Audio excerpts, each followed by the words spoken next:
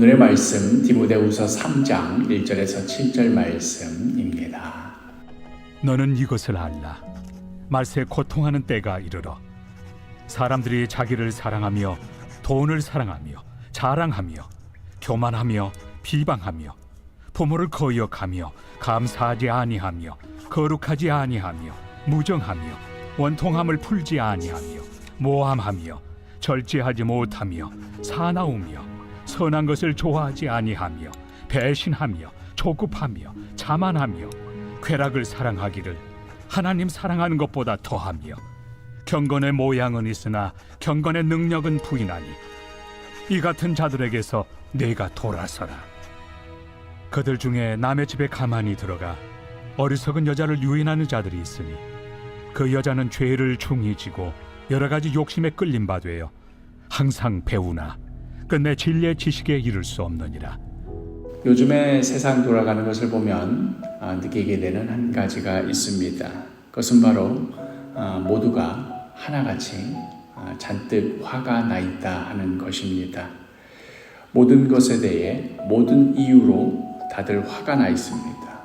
정치, 경제, 문화, 종교 문제 등을 비롯하여서 모든 인간관계, 남녀 갈등, 세대 갈등, 지역 갈등 모든 영역에 있어서 다들 잔뜩 화가 나 있습니다. 이 모든 문제는 다 그것 때문에 벌어진 일이다. 그러니 그것만 제거해버리면, 그것만 이 땅에서 없애버리면 세상은 다시 정상으로 돌아오게 될 것이다. 그래서 어떤 인물이든 어떤 조직이든 어떤 물건이든 어떤 나라든 종교든 콕 집어서 그거 하나만 무슨 수를 써서라도 이 땅에서 제거해버리기만 하면 모든 문제가 다 해결될 것처럼 그렇게 말합니다. 그토록 단순하고 간단한 해결책이 있을 수가 없습니다. 그들 생각에 이처럼 단순한 해결책이 있는 문제인데 혐오 대상이 되는 그것 하나가 끝내 사라지지 않고 저렇게 버티고 있으니 그래서 여전히 세상이 이렇게 문제투성이가 된다고 여기다 보니 혐오감 위에 더욱 혐오감만 쌓여서 이제는 무조건적인 징후감만이 남게 됩니다. 상대의 존재 자체가 화를 더욱 돋구는 이유가 될 뿐입니다. 단지 대한민국만 그러는 것뿐만 아니라 세상 돌아가는 뉴스를 보면 전 세계가 이렇게 서로가 서로를 미워하지 못해서 난리인 그런 상황입니다.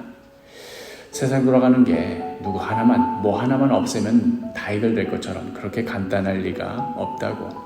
눈에 보이는 현상 이면에는 사실 매우 복잡하고 서로 얽혀있는 여러 상황이 있음을 충분히 알고도 남을 만한 소위 똑똑하다 하는 사람들, 많이 배우고 많은 경험이 있다는 사람들조차도 이 혐오의 영역에 있어서는 다들 무슨 바보가 된 것 마냥 단순한 대답만 하기를 반복합니다. 그것만 없애면 된다는 겁니다.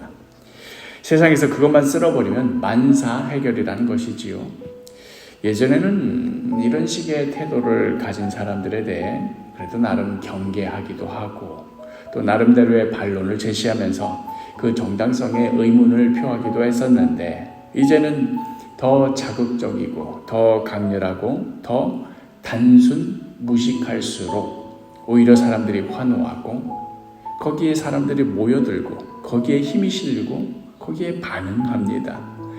여러 뉴스들에 실린 댓글들을 한번 보십시오.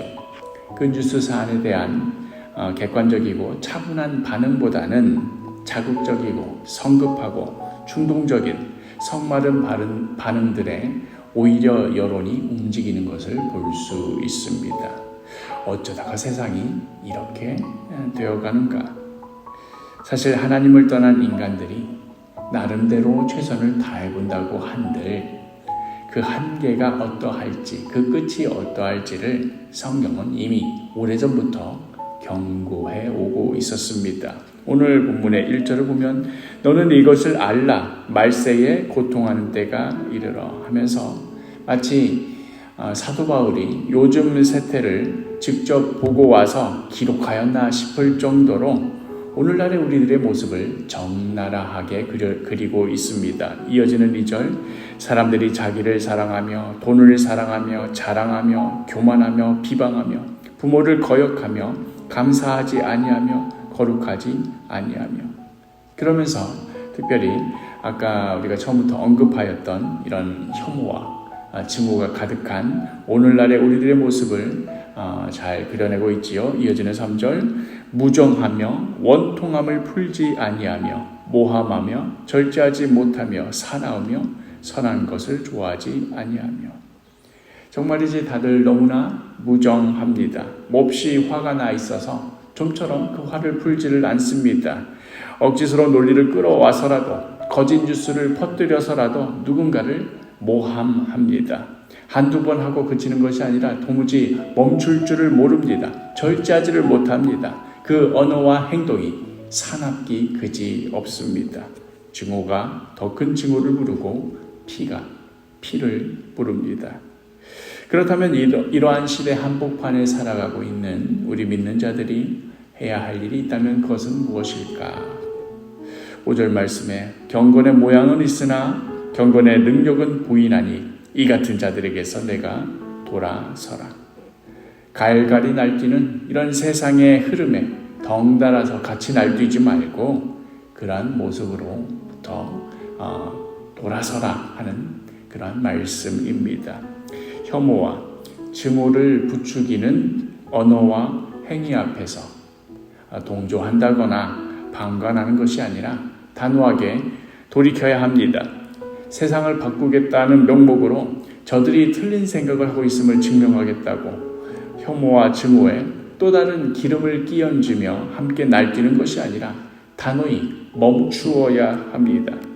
매우 안타깝게도 오늘날의 한국 교회의 모습을 보면 말세에 나타나는 이런 모습들에 대해 단호히 돌이키는 그러한 모습이라기보다는 오히려 그 혐오와 증오에 더욱 가세하여 하나의 세력을 이루려 하고 거기에 죄를 하나 더 얹어서 그러한 자신들의 모습을 오히려 하나님의 이름으로 정당화하고 오늘 본문의 표현대로 말하자면 경건의 모양으로 포장까지 하는, 그러나 실제적으로는 경건의 능력은 없는 그런 모습을 보이고 있는 것은 아닌지 매우 염려스럽습니다.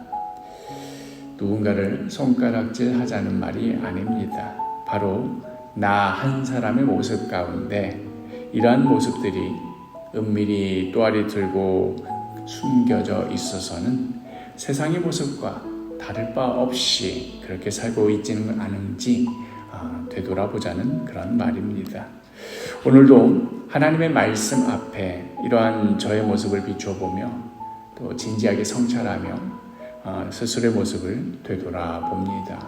이 무서운 세상 한복판에서 나날이 갈수록 혐오와 증오가 증폭되는 이 말세 가운데 우리를 이 시대에 부르신 하나님의 뜻을 헤아리며 우리가 서 있는 각자의 자리에서 혐오를 멈추고 증오를 멈추고 섬김과 겸손의 모습으로 십자가의 길을 묵묵히 따르는 그러한 삶의 열매로 살아가기를, 그리하여 경건의 능력이 드러나는 그러한 삶의 열매로 주님을 기쁘시게 하기를 간절히 축복합니다.